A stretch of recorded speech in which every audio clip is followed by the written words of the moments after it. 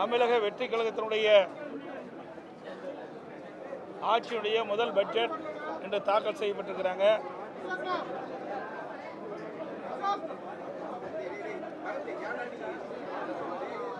இந்த பட்ஜெட்டில் மக்களுடைய எதிர்பார்ப்புக்கு எதுவுமே பூர்த்தி செய்ய முடியவில்லை. இந்த அரசால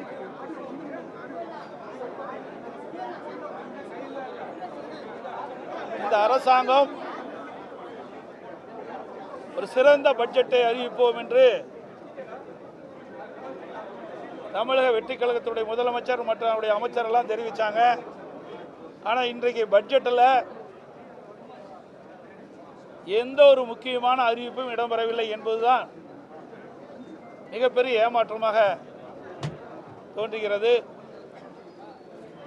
இதில் ஒரு சில மாற்றத்தை செய்வோம் என்று சொல்லி ஏற்கனவே இருக்கின்ற திட்டத்திற்கு ஸ்டிக்கர் ஒட்டி பெயர் மாற்றம் செஞ்சிருக்கிறாங்க.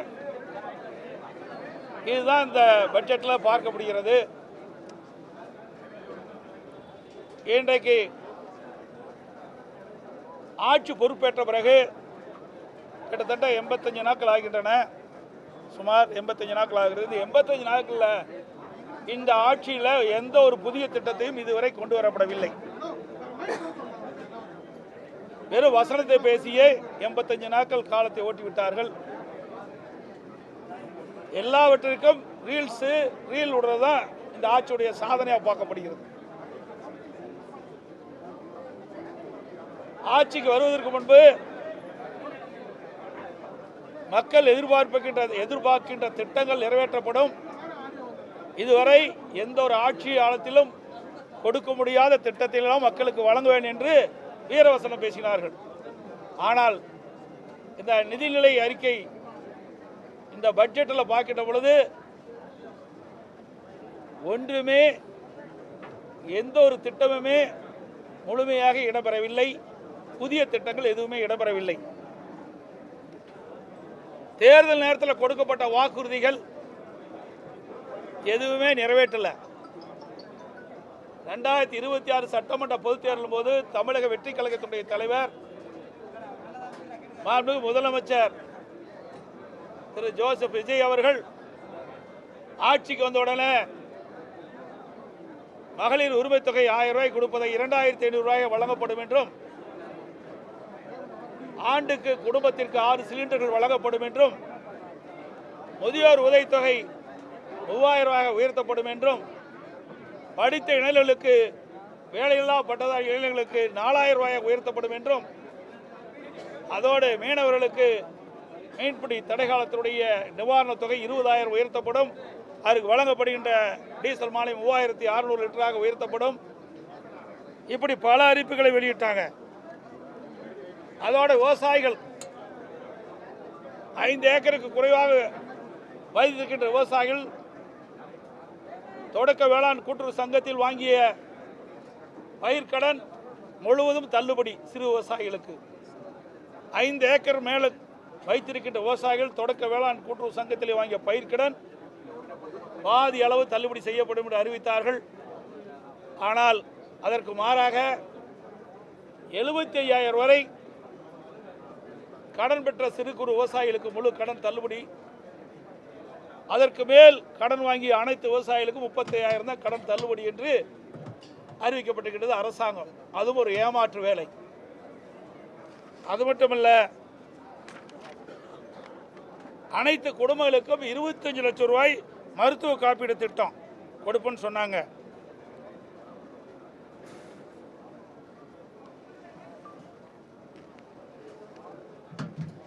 இப்படி பல திட்டங்கள், நிறைய திட்டங்கள் அறிவிச்சாங்க. ஆனால் அந்த திட்டங்கள் எதுவுமே இந்த பட்ஜெட்டில் இடம்பெறல. அதில் அறிவிக்கப்பட்ட கொடுக்கப்பட்ட வாக்குறுதி எதுவுமே பட்ஜெட்டில் தெரிவிக்கவில்லை. புதிய திட்டமும் எதுவும் அல்ல. எல்லாம் ஏற்கனவே இருக்கின்ற திட்டத்துக்கு பெயரை மாற்றி ஸ்டிக்கர் ஒட்டி அறிவித்து தான் இந்த நிதிநிலையில் இருக்கல பார்க்கப்படுகிறது. இன்றைக்கு வருவாய் பற்றாக்குறை சுமார் 55,785 கோடின்னு சொல்லியிருக்கிறாங்க. அதோட நிதி பற்றாக்குறை கிட்டத்தட்ட திருத்திய மதிப்பீடு 1,21,819 கோடி சொல்லியிருக்கிறாங்க. இதையெல்லாம் எப்படி சரி செய்ய போகிறாங்க? நிதி பற்றாக்குறை வேற இருக்குது, அதோட வருவாய் பற்றாக்குறை இருக்குது. இதையெல்லாம் சரி செய்வதற்கு இந்த அரசாங்கம் என்ன நடவடிக்கை எடுக்கப்படுகின்ற ஒரு திருத்தத்தை, ஒரு விளக்கத்தை கொடுக்கல. அதற்காக ஒரு குழு அமைக்கிறேன்னு சொன்னாங்க. ஏற்கனவே இருந்த திராவிட முன்னேற்ற கழக அரசு நிதியை ஆதாரத்தை பெருக்குவதற்கும் நிதி மேலாண்மை சரி செய்வதற்கும் கடனை எல்லாம் குறைப்பதற்கும் ஒரு நிபுணர் குழு அமைக்கணும்னு திராவிட முன்னேற்ற கழக ஆட்சியில் அறிவிச்சாங்க. நிபுணர் குழு அமைச்சாங்க, நிபுணர்களையும் போட்டாங்க. பிறகு 5 ஆண்டில் 5 லட்சம் கோடி கடன் வாங்கினாங்க. அதே மாதிரி இந்த அரசாங்கமும் அந்த பெயரை மாற்றி,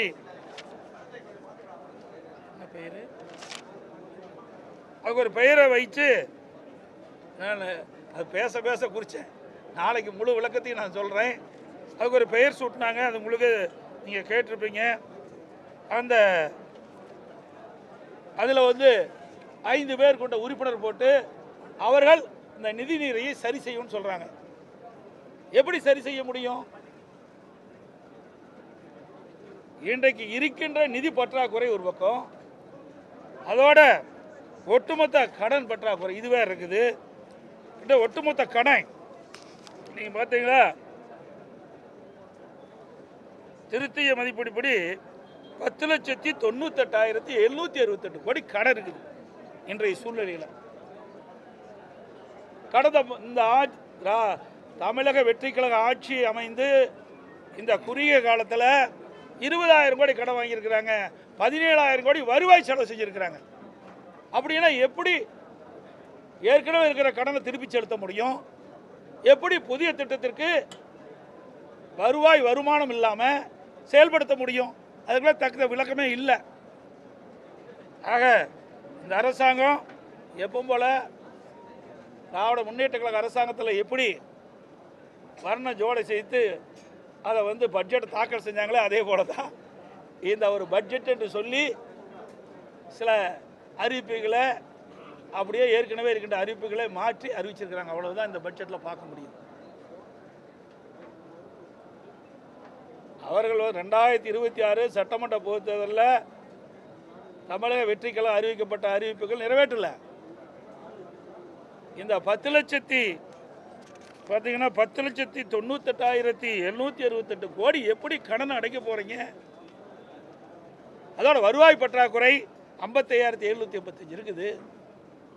நிதி பற்றாக்குறை 1,21,819 கோடி. இதையெல்லாம் எப்படி இந்த அரசாங்கம் சரி செய்யும் என்பது அதற்கு முழுமையான விளக்கமும் இல்லை. இன்றைக்கு இந்த அரசாங்கத்தை பொறுத்த வரைக்கும் கடன் வாங்கித்தான் திட்டத்தை செயல்படுத்த முடியும் நிலையில் இருக்கின்றது என்பதை தான் யதார்த்தமான உண்மை. எவ்வளவு நாள் கொடுத்தா மட்டும் என்ன கடன்? அதுக்கு என்ன வழிமுறைகள் இருக்குது? ஒரு குழு போட்டால் அந்த குழு எப்படி நிதி ஆதாரத்தை பெருக்க முடியும், வருவாயை பெருக்க முடியும்? அந்த வருவாயை வருவாயை பெருக்குவதற்குண்டான வழிமுறைகள் எதுவுமே இதில் தெரிவிக்கலையே. கடந்த கால ஆட்சியில் இப்படித்தானே சொன்னாங்க. நிபுணர் குழு அமைச்சாங்க, நிபுணர் குழு அமைக்கப்பட்ட பிறகு அந்த நிபுணர் குழு கடன் வாங்குறதுக்கு தான் அமைச்சாங்க. அதே போல் இந்த தமிழக வெற்றி கழகத்தினுடைய ஒரு குழு அமைச்சிருக்கிறாங்க. அந்த குழுவும் 5 பேர் கொண்ட உறுப்பினர், அவர்களும் கடன் வாங்குவதற்கு தான் அமைச்சிருக்கோம் என்று சந்தேகம் எழுகின்றது.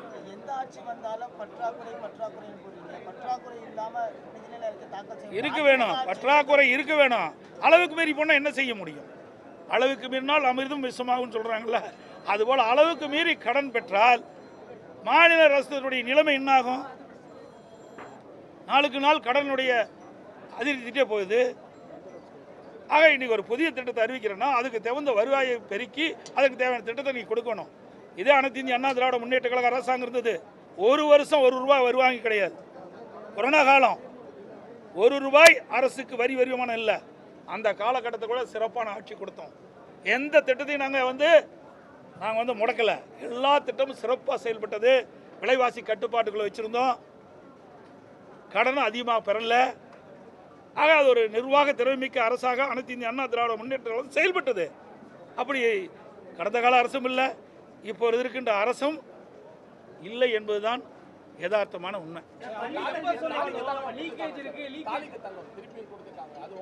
அதாங்க ஏற்கனவே அதிமுக ஆட்சியில் இருந்த திட்டங்கள் பல திட்டம், தாலிக்கு தங்கம் திட்டம் அப்படியே கொண்டாந்துட்டாங்க, விலையில்லா கறவை மாடு ஆடுகள் திட்டம் கொண்டாந்துருக்கிறாங்க, பெண்கள் பாதுகாப்பு காவல் திட்டம், இதையெல்லாம் அதிமுக ஆட்சியில் கொண்டு வரப்பட்ட திட்டம்.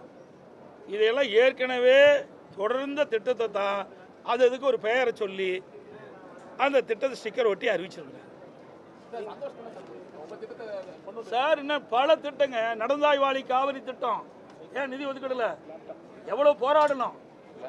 மேட்டூர் அணையிலிருந்து திறக்கப்படுகின்ற நீர் கடல்ல கலக்கின்ற வரை அந்த நீர் சுத்தமாக இருக்க வேண்டும் என்பதற்காகத்தான் அனைத்து இந்திய அண்ணா திராவிட முன்னேற்ற கழக அரசு இருக்கின்ற பொழுது, நான் முதலமைச்சர் இருக்கின்ற பொழுது பாரத பிரதமரை சந்தித்து கோரிக்கை வைத்தேன். கோரிக்கை ஏற்று நாடாளுமன்ற கூட்டுக்குழுல அதை அறிவிச்சாங்க. அறிவித்த பிறகு 2 வருஷத்துக்கு முந்தி மத்திய அரசாங்கம் அதற்காக 11,250 கோடி நிதி ஒதுக்கீடு செய்யப்பட்டது. கடந்த கால அரசு அதை நீர்வளத்துறை இதில் வந்து மானிய கோரிக்கையில் அதில் திட்டத்தை கொண்டாந்து அறிவிச்சாங்க. மாநில அரசு 40%, மத்திய அரசு 60%. அதை காண்பிக்கவே இல்லை. எவ்வளோ அருமையான திட்டம். மாசுபட்ட நீர் நதியில் கலக்கக்கூடாது. மேட்டூர் அணை திறக்கப்படுகின்ற நீர் 2 கரை ஓரமாக இருக்கின்ற நகரத்திலிருந்து வெளியேறுகின்ற அசுத்த நீர் சுத்தப்படுத்தி ஆற்றில் விழுவது. பவானி சாகரிலிருந்து வருகின்ற நீர், நொய்யிலிருந்து வருகின்ற நீர், அதே போல் அமராவதியிலிருந்து வருகின்ற நீர் மற்றும் ஓடையிலிருந்து வருகின்ற நீர்களெல்லாம் அதை சுத்தப்படுத்தி அந்த நதியிலே விடுவது, ஓடையிலே விட்டு காவிரியில் கலக்கின்ற பொழுது சுத்தமான நீர் மக்களுக்கு குடிநீர் சுத்தமான கிடைக்க வேண்டும் என்பதற்குத்தான் இந்த திட்டத்தை கொண்டாந்தோம். அதுவும் இடம்பெறல. லீக்கேஜ் இருக்கு அப்படின்னு சொல்றாங்க. கடந்த ஆட்சி சரி, உங்க ஆட்சி சரி, சரியா செயல்படுத்துறதுல தவறான எஸ்டிமேஷன் கொடுத்துருக்காங்க. அதனால அரசு எவ்வளவு லீக்கேஜ் அடைப்பீங்க? லீக்கேஜ்னு சொல்லித்தான் மக்களை ஏமாற்ற முடியுமே ஒழிய லீக்கேஜ் எங்கே இருக்குது? ஏன் 5 ஆண்டு காலம் அதே லீக்கேஜ் தான் அடைக்கணும்னு அவர் சொன்னாங்க. இப்போ இந்த அரசாங்கமே அதையே பின்பற்றி லீக்கேஜ் எல்லாம் சரி செய்யணும்னு சொல்கிறாங்க. எந்தெந்த வகையில் லீக்கேஜ் இருக்கு என்பதை அறிவிக்கலையே, அறிவிக்க வேணுமில்ல. இன்றைக்கு ஆண்டாண்டு காலமாக அதே அதிகாரி தான் இருக்கிறாங்க. ஏன் அது அதிகாரிகளுக்கு எந்தெந்த இடத்துல எந்தெந்த துறையில் எந்தெந்த வருமானத்தில் எந்தெந்த வரி வருவாயில் லீக்கேஜ் இருக்குன்னு தெரிவிக்க வேணுமில்ல. அப்போ லீக்கேஜ் இருந்ததால எவ்வளோ லீக்கேஜ் இருக்குது, அதுக்கு எவ்வளோ வருவாய் வரும், அதுக்கு எப்படி திட்டத்தில் திட்டம்னு செயல்பட முடியும்? ஒன்றுமே சொல்லாத அவர் பாட்டு அறிவிச்சுட்டு போயிட்டாங்க.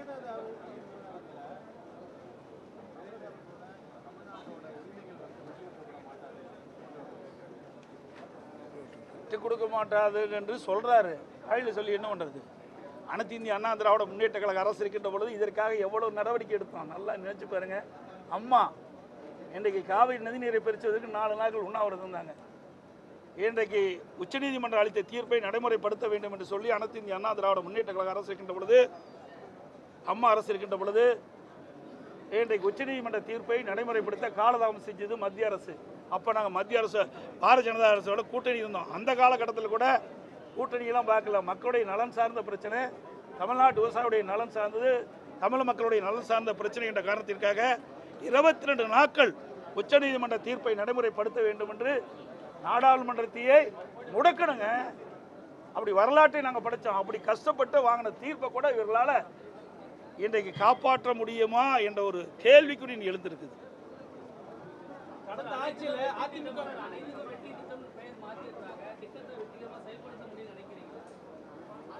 வெற்றின்னு சொல்லிட்டு இருக்கிறாங்க. ஏதோ ஒரு கால சூழலில் வெற்றி பெற்றுட்டாங்க, அதையே அவர் நினைச்சிட்டு இருக்கிறாங்க. இன்றைக்கு இந்த பட்ஜெட் மூலமாக மக்கள் உணர்வார்கள். இந்த பட்ஜெட்டில் வெளியே வந்திருக்குல்ல, இதனால் மக்களுக்கு என்ன நன்மை கிடைச்சிருக்கு மக்கள் சிந்திப்பார்கள். சிந்தித்த பிறகு அடுத்த தேர்தலில் உரிய முடிவு எடுப்பார்கள். அரசுகள் அதிமுக திமுக அதிக கடன் சுமையை மாநிலத்தின் மீது ஏற்படுத்திட்டாங்க. அதனால பெரிய திட்டங்களை உடனடியாக செயல்படுத்த முடியல. நிதி ஆதாரத்தை வலுப்படுத்திட்டு தான் செயல்படுத்தணும்னு சொல்றாங்க. எங்க நிதி ஆதாரத்தை நீங்க தான் 1,27,000 கோடி நீங்க இருக்குன்னு சொல்லிக்கிறீங்க. நிதி பற்றாக்குறை 56 சொல்றீங்க. எப்படி இதெல்லாம் சரி பண்ணுவீங்க? அதிமுக ஆட்சியில் ஒன்றும் கடன் அதிகமாகலையே. ஏங்க வருவாயே இல்லாத ஆட்சி செய்த அரசாங்கங்க. அந்த காலகட்டத்தில் கூட பொதுமக்கள் பாதிக்கக்கூடாது என்பதற்காக, ஏழை மக்கள் பாதிக்கக்கூடாது என்பதற்காக ரேஷன் கடையில் 11 மாதம் உணவுப் பொருட்கள் விலையில்லாமல் கொடுத்தோம். குடும்ப அட்டைக்கு 1000 ரூபா கொடுத்தோம். சென்னையில் மீண்டும் 1000 ரூபா கொடுத்தோம் குடும்ப அட்டைக்கு. சிகிச்சை பெறுவர்களுக்கு தேவையான உதவிகளை செஞ்சோம். அதோட கொரோனா காலத்தில் அந்த மருத்துவ மனையில் இருக்கிற கட்டமைப்பெல்லாம் சீர் பண்ணோம். அது இல்லாத பொங்கலுக்கு 2500 ரூபா கொடுத்தோம். வருமானமே இல்லாத காலத்தில் கூட நல்லா சிந்திச்சு பாருங்க. அதோட ஒரே ஆண்டில் 11 அரசு மருத்துவக் கல்லூரி கொண்டாந்தோம். 68 கலை மற்றும் அறிவியல் கல்லூரி, 21 பாலிடெக்னிக் கல்லூரி, 4 பொறியியல் கல்லூரி, 4 வேளாண்மை கல்லூரி 10 ஆண்டில் கொண்டாந்து அவ்வளவு சாதனை படைச்சிருக்கிறேங்க. கடந்த கால ஆட்சியில் என்ன செஞ்சாங்க? 6 மாவட்டத்தை புதுசாக உருவாக்கி இருக்கிறோம். இவ்வளவு செஞ்சு பாலங்கள், சாலைகள், தடுப்பணைகள் எல்லாமே எங்களுடைய ஆட்சியில் அதிமுக 10 ஆண்டு கால ஆட்சியில் செய்த சாதனை. அவ்வளவு செஞ்சு தான் 3,85,000 கோடி வருமானமே ஒரு வருஷம் இல்லாத கூடுதல் செலவு 40,000 கோடி கொரோனாவுக்கு. இவ்வளவு இருந்துதாங்க இவ்வளவு செலவு. திமுக ஆட்சியில் என்ன இருந்தது? ஒன்றுமே வரலையே. இடையில புயல் வேற, கஜா புயல் வேற, வறட்சி வேற. இவ்வளவும் நாங்கள் வறட்சி நிவாரணம் கொடுத்தோம். இந்திய அளவில் ஒரு மாநிலத்தில் வறட்சிக்கு நிவாரணம் கொடுத்த ஒரே மாநிலம் அதிமுக அரசு. விவசாயிகளுக்கு 2 முறை கடன் தள்ளுபடி செஞ்சு கொடுத்தோம். 2 முறை கிட்டத்தட்ட சுமார் 18,000 கோடி விவசாயிகளுடைய கடன் தள்ளுபடி செய்த அரசாங்கம். இந்த அரசாங்கம் என்ன கொடுக்கப்பட்ட வாக்குறுதி நிறைவேற்றலையே. தமிழக வெற்றி கழகம் விவசாயிகளுக்கு கொடுக்கப்பட்ட வாக்குறுதி நிறைவேற்றலையே. தேர்தல் நேரத்தில் ஆட்சிக்கு வந்த உடனே விவசாயிகள் வைக்க பயிர்க்கடன் தள்ளுபடி செய்யலையே முழுசும். அதுக்கு மாறாகத்தானே வெளியிட்டு இருக்கிறாங்க. எதிர்கட்சி தலைவர் கைது செய்யும்போது செய்தியாளர்கள், பத்திரிகையாளர்கள் தாக்கப்பட்டிருக்காங்க. எதிர்கட்சி தலைவரை கைது செய்யும்போது செய்தியாளர்கள் தாக்கப்பட்டிருக்காங்க திமுகவினரால். செய்தியாளர்களை தாக்கப்பட்டது வன்மையாக கண்டிக்கத்தக்கது. அதில் எந்த மாற்று கருத்தும் கிடையாது. ஆனால் அது எந்த சூழ்நிலையில் எப்படி ஆனதுன்னு எங்களுக்கு தெரியல. நீங்கள் கேட்ட கேள்வி எனக்கு முழுமையாக தெரியல. தெரிஞ்சால் நான் முழுமையான பதில். ஓவராலாக கொடுக்கணும்னா பூஜ்ஜியம் கொடுக்கலாம். அவ்வளோதான் கொடுக்க முடியும். அதில் என்ன இருக்குது பட்ஜெட்டில்? நீங்கள் அத்தனை நிறுவனங்களுக்கும் தெரியும். இங்கே இருக்கிற பத்திரிகையாளர் ஊடகங்கள் அத்தனை பேருக்கு தெரியும். ஒவ்வொரு பட்ஜெட்டும் போதும் நாங்கள் பேட்டி கொடுக்குறோம். அதிமுக ஆட்சியில் எப்படி இருந்தது, திமுக ஆட்சியில் எப்படி இருந்தது, இப்போ இருக்கிற ஆட்சி என்ன, இதையெல்லாம் நீங்கள் பிரித்து பார்த்தாவே இதுக்கு நீங்களே மார்க் போட்டுக்கலாம். அனைத்து ஊடகங்களுக்கும் பத்திரிகை நன்றி, வணக்கம்.